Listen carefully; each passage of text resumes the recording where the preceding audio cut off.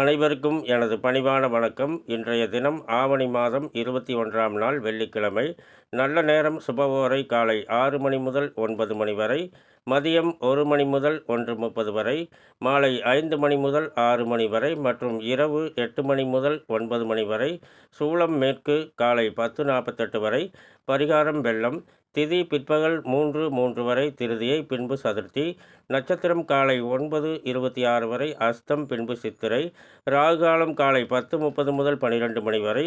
குளிகை நேரம் காலை 7:30 முதல் 9 மணி வரை. யமகண்ட நேரம் பிற்பகல் 3 மணி முதல் 4:30 வரை. கும்பராசிக்கு சந்திராஷ்டம தினம்.